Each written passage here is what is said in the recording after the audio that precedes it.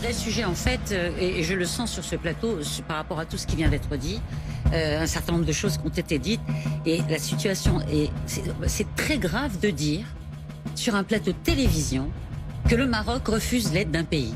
Ah non, alors, si vous me permettez... C'est ce qui émane de tout ce qui vient d'être dit. Si vous me permettez... Il est extrêmement grave, c'est même, je considère que c'est un appel à rébellion des populations marocaines. On est en train de dire aux Marocains, on veut vous aider, mais votre gouvernement ne nous laisse pas vous aider. Je considère ceci comme étant extrêmement grave. Alors, et il va falloir... Si vous me permettez de faire une petite parenthèse... le corriger. Puisque vous m'avez donné la parole, Benjamin, j'aimerais pouvoir terminer, puisque c'est un sujet extrêmement Et je vous laisse terminer sensible. dans une seconde, mais juste je fais une parenthèse.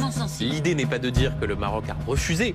L'idée est bien de souligner que les autorités marocaines, contrairement à d'autres pays comme l'Espagne, c'est ce qu'on évoquait avec l'ambassadeur, que les autorités marocaines n'ont pas encore répondu Je vais vous donner les 4 pays qui opèrent, au moment où nous parlons, avec leurs équipes cynophiles, sur le territoire marocain. Il y a en effet l'Espagne, avec 57 sapeurs-pompiers.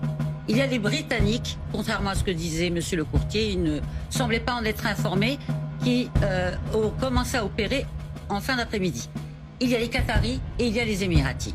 Et à ma connaissance, et effectivement je rejoindrai monsieur le courtier là-dessus, personne, ni les États-Unis, ni l'Inde, ni la Russie, ni tous les alliés, amis et même sans être amis dans ce genre de situation, qui ont proposé leur aide au Maroc, ne se sont formalisés de ce que le Maroc dise. Écoutez, ça va prendre un moment toute cette histoire.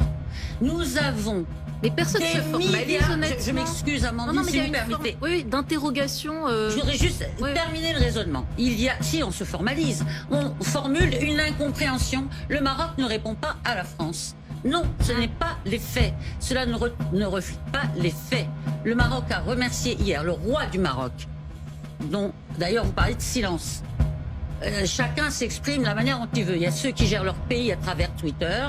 Ah oui. Il y a ceux qui le gèrent de manière différente. Donc ce que vous nous dites, voilà. Samira Sitaïl, c'est qu'en fait on voit tout ça avec nos lunettes de pays occidentaux, alors qu'en réalité c'est pas la même façon de communiquer. Non, ça serait trop caricatural de le résumer de cette manière.